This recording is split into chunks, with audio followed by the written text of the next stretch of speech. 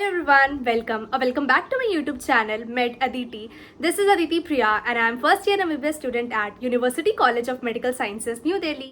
Hope आप सभी ने मेरी पिछली वीडियो देखी हो जिसमें मैंने बताया है कि मेरा यकीन का शेड्यूल कैसा था, क्या टाइम टेबल मैं फॉलो करती थी and everything in detail. So if you haven't watched you can go and watch that. And in this video मुझे बहुत सारे कमेंट्स आ रहे थे, so I will read the comment कि इसमें था कि दी क्या physics Wallah module plus NCERT sufficient है.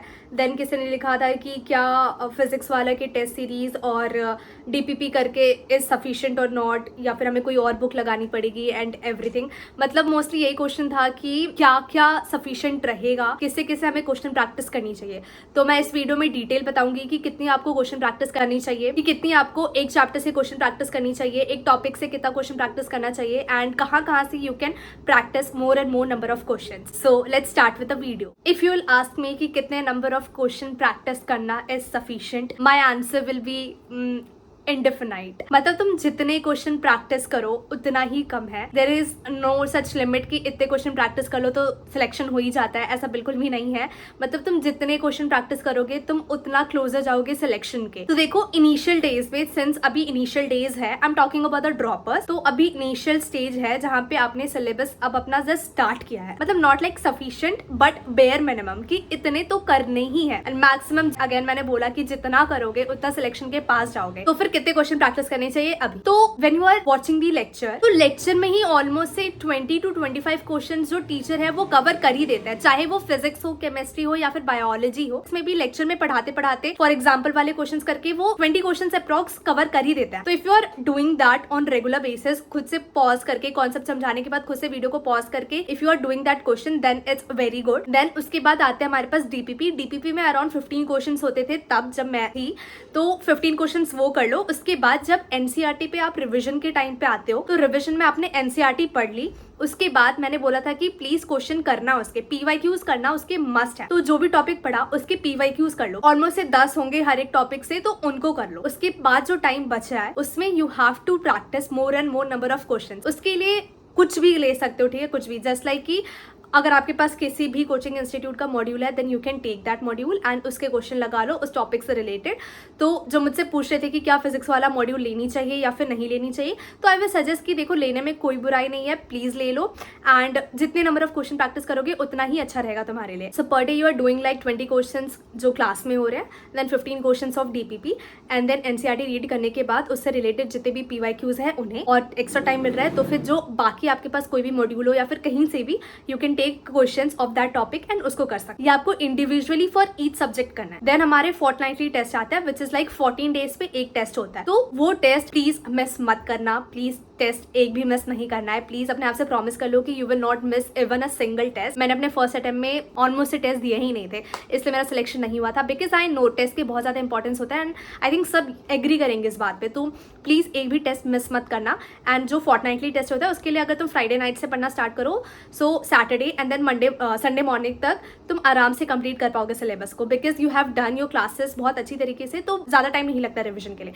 तो देखो इस तरीके से तुमने क्या कर लिया कि बहुत सारे क्वेश्चन प्रैक्टिस कर लिए एक ही चैप्टर से. तो अगर तुम पूछो ना क्या सफिशिएंट होता है, तो इतना इज सफिशिएंट. ठीक है, तुम इतना अगर कर रहे हो ना डेली बेसिस पे तो बहुत अच्छी बात है. देन फिर एक टर्म टेस्ट आता है जिसमें 1 महीने का पूरा सिलेबस आ रहा होता है. वो आई थिंक थोड़े लॉन्गर ड्यूरेशन का सिलेबस पे आता है. तो उसमें क्या होगा, तुम्हारे एक लॉन्ग पोर्शन जो है ना सिलेबस का वो आएगा, तुम उसे टैकल करोगे, उसके क्वेश्चन सॉल्व करोगे. वो भी बहुत ज्यादा इंपॉर्टेंट होता है देना. तो सारी टेस्ट प्लीज अटेम्प्ट करना.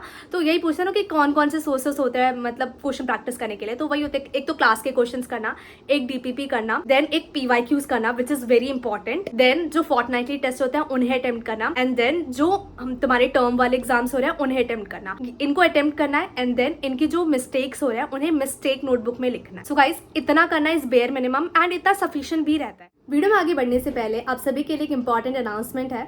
फिजिक्स वाला सेलिब्रेट कर रहे हैं अपने 3 years of Physics Wallah on 27th of May as it's foundation day.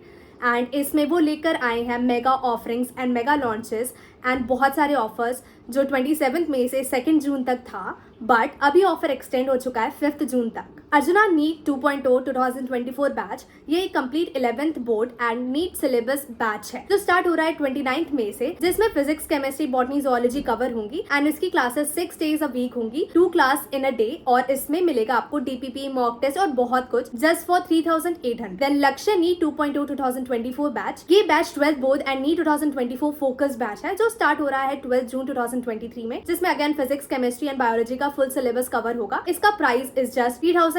Then Physics Wallah Yakeen 2.0 batch, India strongest NEET droppers batch Yakeen 2.0 batch bye physics वाला, आपका रोड मैप 250 से 650 तक का, और जो नीट 2024 को क्लियर करना चाहते हैं और खुद को एक डॉक्टर बनता हुआ देखना चाहते हैं। ये बैच स्टार्ट हो रहा है 18 मई 2023 से और इसका प्राइस जस्ट 3900 है। ये 6 डे क्लासेस होंगी जिसमें 3 क्लासेस 2 आवर्स की होंगी। ये बैच अवेलेबल है यकीन हिंदी इन जस्ट 2500। लेक्चर्स जो है वो 2 सेट्स ऑफ टीचर्स के द्वारा होंगी, team alpha and team legend. Test series every Sunday, DPPs, video solution in detail by class teacher, NCERT discussion, PYQs, short notes, formula sheets and everything. Yaqeen 2023 1.0, 2.0, 3.0 batches and Yaqeen 2024 1.0 batch, total 5 batch मिलेंगे आपको. So I will strongly recommend you should go and check all these batches. I will provide the link in my description and you can use my code to avail flat 150 off on all the batches. Now let's continue with the video. तो guys इतना तो हो गया कि जब तक syllabus चल रहा है हमारा तब तक हम इतना ही कर सकते हैं, बिकॉज ऑनगोइंग सिलेबस होता है, उसको रोज लेक्चर्स देखने होते हैं, उसके क्वेश्चंस प्रैक्टिस करने होते हैं, उसकी एनसीईआरटी पढ़ना होता है एंड देन फिर टेस्ट में अपीयर होना होता है। मतलब वो सिलेबस चल रहा होता है ना, तब इतना करना इज सफिशिएंट और इतना कर लोगे तो बहुत अच्छी बात है। एंड देन जो लोग बोलते हैं ना कि हमने इतने 1000 क्वेश्चन किए हैं, मैंने भी लाइक काफी क्वेश्चन प्रैक्टिस किया है, तो अगर तुम बोलोगे कि इतना तो कर रहे हैं तो फिर इसमें कौन सा ज्यादा क्वेश्चन कर रहा है, बट नहीं, अगर तुम ये लॉन्ग रन में देखो, तुम हर चैप्टर के लिए, इनफैक्ट हर एक टॉपिक के लिए इतना कर रहे हो, तो तुम इसी में ऑलमोस्ट एक चैप्टर पे 200 क्वेश्चन लगा रहे हो प्रॉपरली। फिर बात करते हैं जब हमारा सिलेबस कंप्लीट हो जाता है तब कितने क्वेश्चन प्रैक्टिस करने चाहिए। तो तब तो मैं यही सजेस्ट करूंगी कि तुम अपना रिवीजन भी इसी वे में प्लान करो कि तुम क्वेश्चंस लगा रहे हो एंड देन रिवीजन कर रहे हो, तो इस वे में काफी सारे टॉपिक्स साथ में रिवाइज हो जाएंगे। जस्ट लाइक कि तुमने एक क्वेश्चन लिया, वो एक किसी टॉपिक पे बेस्ड होगा, देन उसके 4 ऑप्शन होंगे, देन तुम 3 ऑप्शन एलिमिनेट करोगे और चौथा को चूज करोगे, तो तुम इस तरीके से 4 स्मॉलर टॉपिक्स को रिवाइज करो, which is way to good.